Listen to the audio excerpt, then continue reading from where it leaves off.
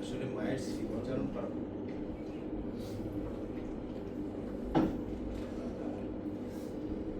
আল্লাহ বলেন যে আমার পরে আমরা মা বাবার উপরে রওনা করব, অর্থাৎ আমার ইবাদতের পরে তোমরা মা বাবার খেদমত করো। তার মানে কি আল্লাহর পরেই মা বাবার স্থান। আল্লাহ রসুল বলেছেন যে তোমার মা তোমার জান্নাত, তোমার বাবা তোমার জান্নাত। যদি তোমরা দুজনের একজনকে পাও তাহলে জান্নাত।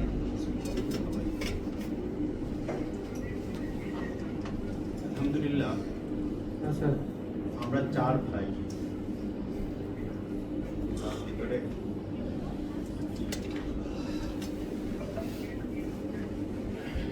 ফারুক সবার ছোট। আমরা 7 ভাই বোন আছি,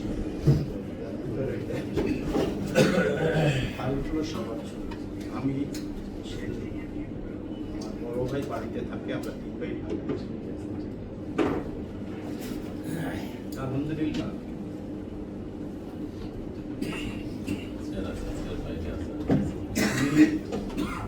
যাতে এস্টাবলিশ করতে পারে যাই বলেন, আমি 80 সাল থেকে ঢাকায় থাকি। আমার 85 সাল থেকে আমি সরকারি চাকরি করি। সেক্ষেত্রে মাকে আমি অধিকাংশ সময় ঢাকাতে রাখার চেষ্টা করি।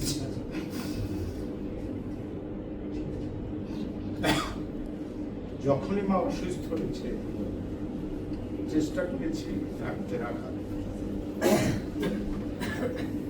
আরও তখন আমার বাসায় কি লেখাপড়া করেছে। মা বিভিন্ন সময় অনেকবার অ্যাক্সিডেন্ট করেছে। আমার অশেষ মেহেরবানি, সে পঙ্গুত্ব বরণ করেন। একবার তার পিছনের হাতটা ভেঙে গেছে। আমরা পঙ্গুত্ব চিকিৎসা করি।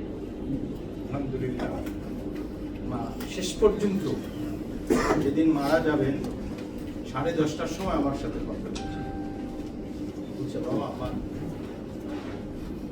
মাথাটা ব্যথা করতেছে।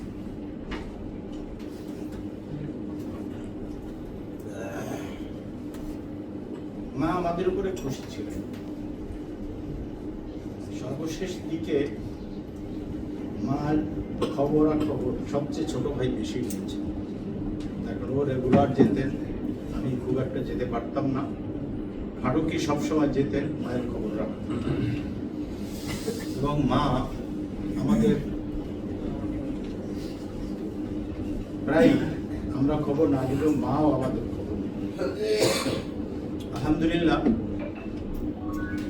আমার বাবাও প্রায় 114-15 বছর বয়সে মারা গেছে, আর মাও অনেক বয়স পেয়েছে।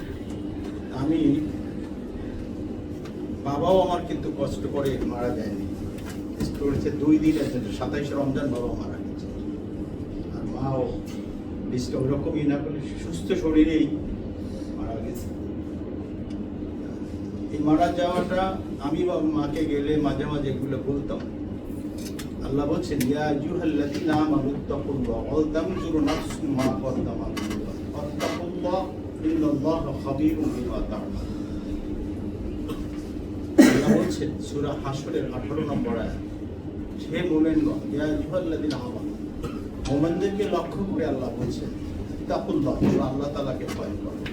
ওয়া তানজুরু নাফসুম মা কদ্দামাত লিগাদ, আর তুমি লক্ষ্য করো তুমি কি রেখে যাচ্ছ, অর্থাৎ আগামীকালের জন্য তুমি কি পাঠাচ্ছ। আমি এগুলো আমাদের ফ্যামিলিকেও বলতাম। আজকে যারা উপস্থিত হয়েছেন আমাদের এর থেকে শিক্ষা যে আমরা আগামীকালের জন্য কি পাঠাচ্ছি। আমরা আজকে 100 বছর পর আমরা কেউ আর এখানে থাকবো না, কারণ আমাদের এখন যে বয়স 100 বছর পরে আর থাকার কোনো সম্ভাবনা নাই। আমি হয়তো দেখা গেছে ভিতরে 2-1 মাস পরে সমৃদ্ধ মুখে চলে গেছে। এটা হলো যে আমাদের সবাইকে চলে যেতে হবে, এই পৃথিবী থাকার জায়গা না। অতএব আমাদেরকে দেখতে হবে যে আমরা কি কাজ করছি, আমার এই কাজ করে আমি আল্লাহর কাছে জবাবদিহি করতে পারবো কিনা। তার কারণ কিয়ামতের দিন আল্লাহ মানুষকে উঠিয়ে বলবেন, ইকরা কিতাবাকা কাফা বিনাফসিকা আল-ইয়াওমা আলাইকা হাসিবা, তুমি তোমার আমলনামা পড়ো এবং তুমি কোন দিকে যাবে তুমি সিদ্ধান্ত নাও। সূরা বনী ইসরাঈলের 14 নম্বর আয়াত। এটা হলো যে আমাদের প্রত্যেককেই মরতে হবে, প্রত্যেককেই আমাদেরকে হিসাব দিতে হবে। এটা আমরা খেয়াল রাখবো, আমার এর থেকে শিক্ষা নিব। মানুষের যখন জানাজা পড়ে, জানাজার তো আসলে নতুন কিছু নেই, শিক্ষা নেওয়া যে আমি জানাজা যা করছি হয়তো কালকে ওইখানে আমার লাশটাও থাকতে পারে। আসলে অনেক কথা বলতে পারি নাই, অনেক কথা বলতে গেলে ইমোশনাল হয়ে যায়। আপনারা সবাই আমার মায়ের জন্য দোয়া করবেন। আমার মা কোনো সময় কোনো আফসোস করতেন না যে আমি এটা পাই নাই, এটা আমি অভাব। সবসময় বলতেন যে আল্লাহ আমাকে অনেক কিছু দিয়েছে। এই যে তার তৃপ্তি, এই যে তার পরিপূর্ণতা, আল্লাহ এর থেকে যে আল্লাহর কাছে যে বলতেন, আল্লাহ তুমি আমাকে অনেক কিছু দিয়েছো। আল্লাহ এই কথার জন্য আল্লাহ তাকে মাফ করে দেন, জান্নাতের উঁচু মাকামে জায়গা করে দেন। এই দোয়া দরখাস্ত রেখে আমি আমার কথা শেষ করছি। আসসালামু আলাইকুম ওয়া রাহমাতুল্লাহি ওয়া বারাকাতুহু।